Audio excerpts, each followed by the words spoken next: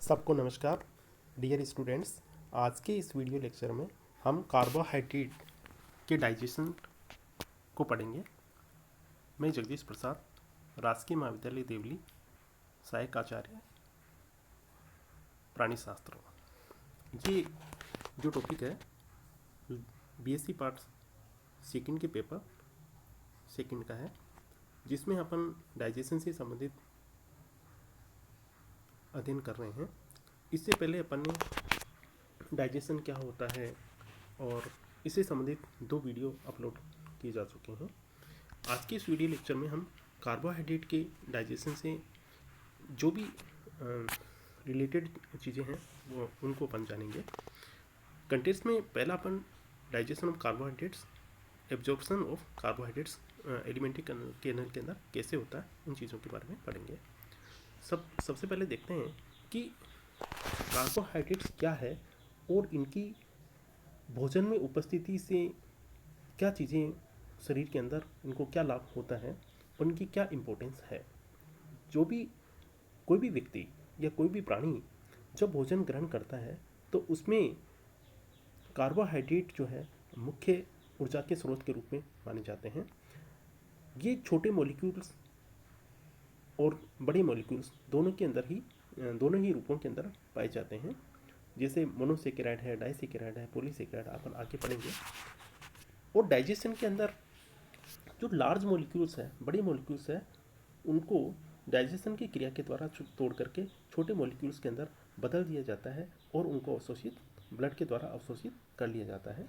इसी तरीके से स्मॉल जो मॉलिक्यूल्स है, जैसे विटामिन्स है, मिनरल्स है, मोनोसेकेराइड्स हैं एंड फ्री अमीनो एसिड्स है, इनको सीधे ही एलिमेंट्री कैनल में ब्लड के द्वारा इनको अवशोषित कर लिया जाता है। कार्बोहाइड्रेट के बारे में देखते हैं।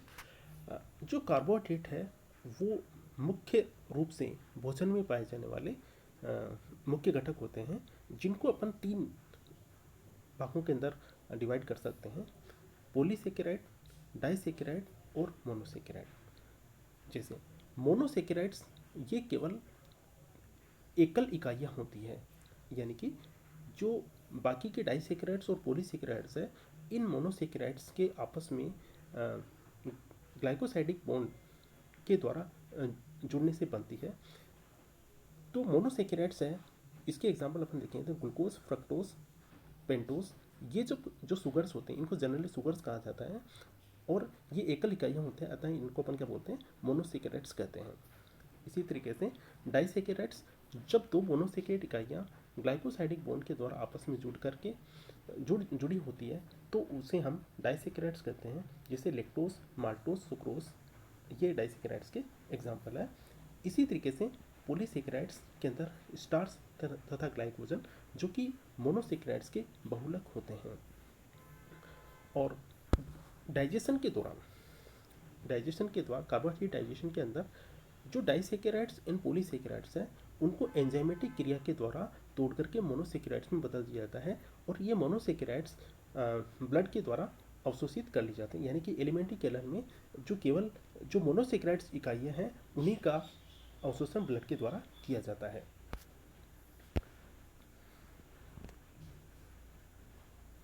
कार्बोहाइड्रेट के डाइजेशन के लिए कौन कौन से जो एंजाइम्स है वो इम्पोर्टेंट है, तो हम 2 एंजाइम्स अपन देखते हैं, अमाइलेजेस और डाइसेकेराइडेज। यानी कि अमाइलेज वे एंजाइम्स होते हैं जो कि पॉलीसेकेराइड्स को तोड़ करके छोटी छोटी इकाइयों में बदल देते हैं, और ये यानी कि जो पॉलीसेकेराइड्स हैं उनको छोटी इकाइयों में बदलने का कार्य जो है अमाइलेजेस के द्वारा किया जाता है।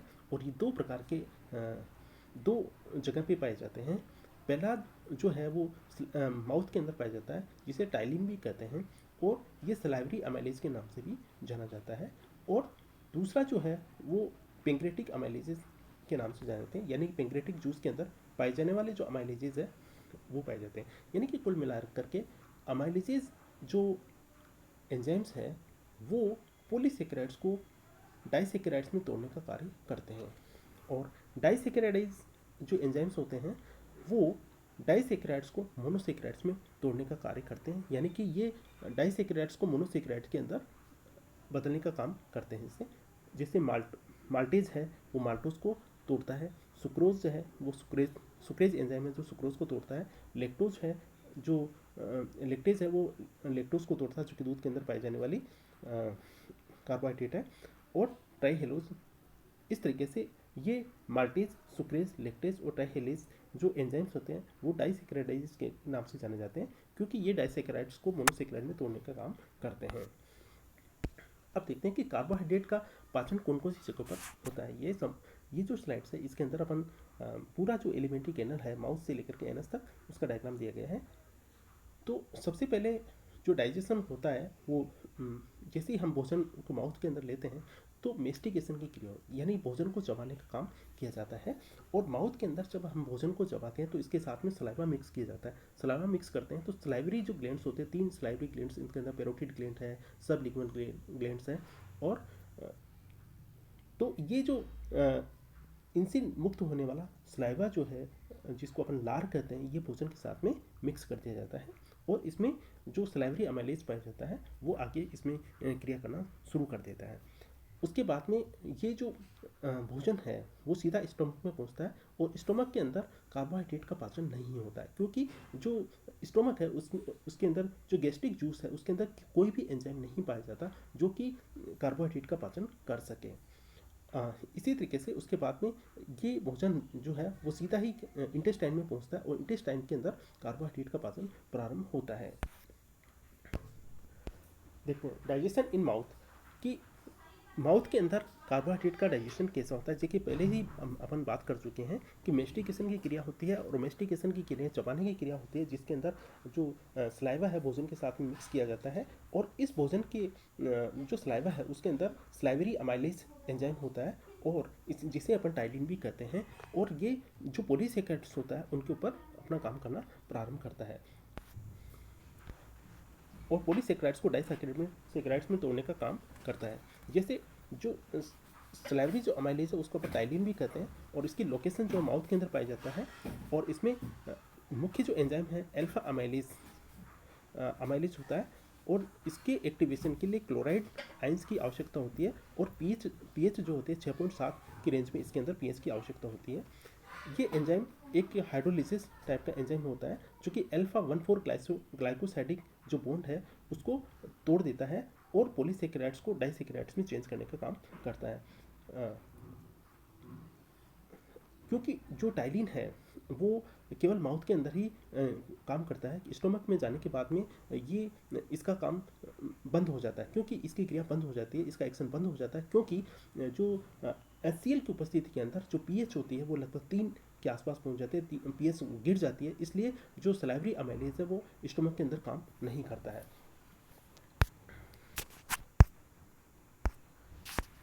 अब देखते हैं कि डाइजेशन इन द स्टोमक कि स्टोमक के अंदर जो आमाशय है उसके अंदर डाइजेशन कैसा होता है। जैसे कि पहले ही हम बात कर चुके हैं कि जब भोजन स्टोमक के अंदर पहुंचता है तो उसके अंदर गैस्ट्रिक जूस है उसका मिक्स किया जाता है। गैस्ट्रिक जूस या आमाशय का जो आमाशय की दीवारों से स्रावित होने वाला जो एंजाइमेटिक जो पदार्थ है उसको हम गैस्ट्रिक जूस कहते हैं। इस गैस्ट्रिक जूस में HCl की मात्रा सबसे ज़्यादा होती है, और HCl की उपस्थिति के कारण जो पीएच है वो अचानक गिर जाती है, पीएच कम होती है, जिससे कि सलाइवरी एमाइलेज काम नहीं करता है। इस प्रकार स्टोमक के अंदर कार्बोहाइड्रेट का पाचन बहुत ही कम मात्रा में होता है, यह नगण्य मात्रा के अंदर होता है। केवल HCl की उपस्थिति में जो सुक्रोज जो है वो HCl की उपस्थिति फ्रक्टोज और ग्लूकोज के अंदर टूट जाता है, यानी कि एंजाइमेटिक क्रिया के द्वारा सुक्रोज को फ्रक्टोज और ग्लूकोज में तोड़ने का कार्य नहीं किया जाता है। HCl की उपस्थिति की वजह से सुक्रोज जो है फ्रक्टोज और ग्लूकोज के अंदर तोड़ता है। यहाँ पर कोई भी एंजाइम जो है कार्बोहाइड्रेट के ऊपर क्रिया नहीं कर पाता है। अब जब भोजन स्टोमक से इंटेस्टाइन के अंदर आता है तो सबसे ज़्यादा जो डाइजेशन कार्बोहाइड्रेट का होता है वो ड्यूडेनम के अंदर होता है, और बोनस के रूप में जो भोजन है वो ड्यूडेनम के अंदर पहुंचता है स्टोमक से, और यहाँ पर इसमें पेंक्रेटिक जूस है वो मिक्स किया जाता है। पेंक्रेटिक जूस जो है वो पेंक्रियास से स्रावित होने वाला पाचक एंजाइमों का जूस होता है, जो कि ड्यूडेनम में आकर के भोजन के साथ में मिलता है, और वहाँ पर कार्बोहाइड्रेट को तोड़ने का कार्य इसके अंदर उपस्थित एंजाइम्स के द्वारा किया जाता है। इसमें दो प्रकार के एंजाइम इसमें उपस्थित होते हैं, पेंक्रेटिक अमाइलेज, और इसको अमाइलोक्सिन के नाम से भी जानते हैं, और दूसरा है स्लाइवरी अमाइलेज, जो कि स्लाइवा के साथ में ऑलरेडी इसके अंदर मिक्स होकर के आता है। और यहाँ पर ये दोनों एंजाइम्स जो है पॉलीसैकेराइड्स पर अपना काम करना शुरू कर देते हैं। देखते हैं कि पेंक्रेटिक जूस के अंदर जो अमाइलेज एंजाइम है वो किस प्रकार से कार्य करता है। यहाँ पर ये इसमें जो एंजाइम है वो अल्फा अमाइलेज एंजाइम होता है, जो कि एक जो पीएच है 7.1 पीएच के ऊपर अपना काम करना शुरू करता है। ये टाइलिन की तरह ही होता है और इसको भी अपनी एक्टिवेशन के लिए क्लोराइड आयंस की आवश्यकता होती है, और इसके द्वारा भी अल्फा 1,4 ग्लाइकोसाइडिक जो बॉन्ड है उसको तोड़ने का काम किया जाता है, जो कि और इस बॉन्ड के टूटने से जो पॉलीसैकेराइड्स होते हैं वो डाइसैकेराइड्स के अंदर चेंज हो जाते हैं।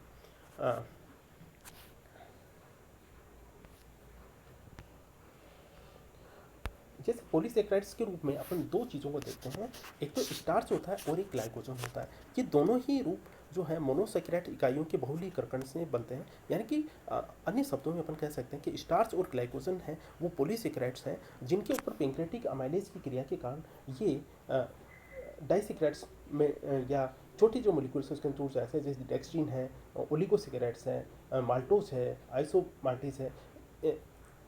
ये जो है इस तरह से डेक्सिन और ओलिगोसैकेराइड्स जो है वो छोटे पॉलीसैकेराइड्स के जो मॉलिक्यूल्स होते हैं उनके अंदर टूट जाते हैं, और छोटी आंत्र जो स्मॉल इंटेस्टाइन है वहाँ पर main digestion take place in the small intestine by the pancreatic amylase, यानी कि पेंक्रेटिक अमाइलेज की जो क्रिया है स्मॉल इंटेस्टाइन के अंदर मुख्य रूप से की जाती है।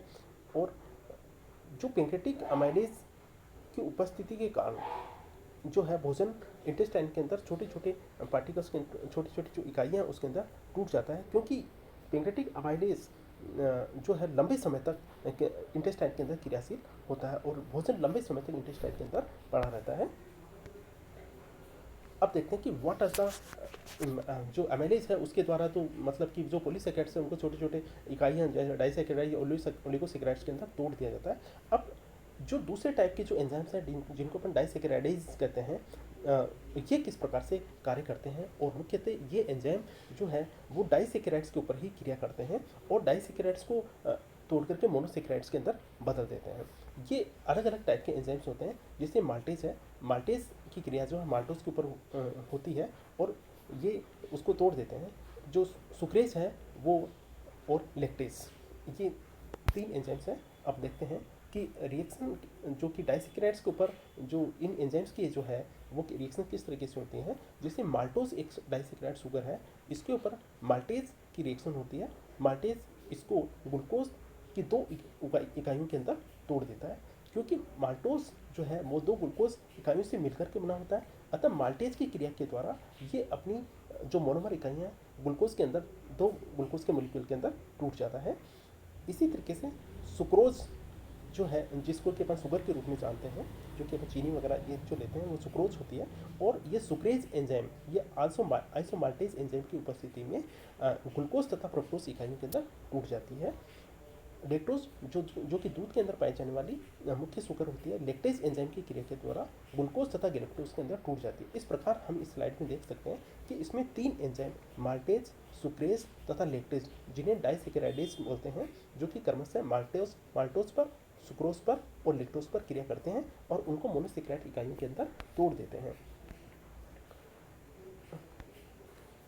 तो जब मोनोसैकेराइड इकाइयों के अंदर टूट जाते हैं तो जो ब्लड है, ब्लड के द्वारा जो इंटेस्टाइन है जिसके अंदर माइक्रोविलाई उपस्थित होती है, इनके द्वारा इनको अवशोषित कर दिया जाता है और ये अल्टीमेटली लीवर के अंदर पहुंचते हैं, और लीवर में पहुंचने के बाद अतिरिक्त मात्रा के अंदर जो मोनोसैकेराइड्स है या ग्लूकोज वगैरह जो भी है अतिरिक्त मात्रा के अंदर उनको पॉलीसैकेराइड्स के अंदर चेंज करके स्टोर कर लिया जाता है, और शरीर की आवश्यकता के अनुसार जो मोनोसैकेराइड्स हैं उनको ब्लड स्ट्रीम के द्वारा सेल्स को पहुंचाया जाता है, जहां पर उनका मेटाबॉलिज्म होता है और एनर्जी प्राप्त होती है।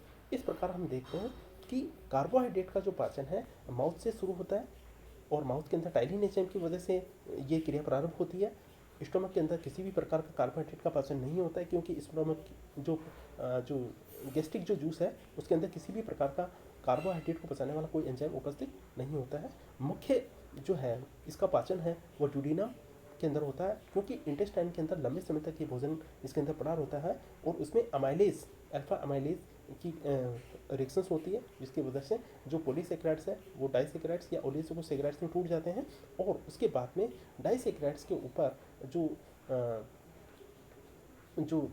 डाइसेकेराइडेजेस एंजाइम जैसे माल्टेज है, सुक्रेज है, लेक्टेज है, इनकी क्रिया से ये सब मोनोसेकेराइड इकाई के अंदर टूट जाते हैं और ये मोनोसेकेराइड इकाइयाँ ब्लड के द्वारा अवशोषित करके इनको लीवर के अंदर ले जाती है। इस प्रकार कार्बोहाइड्रेट का पाचन कंप्लीट होता है।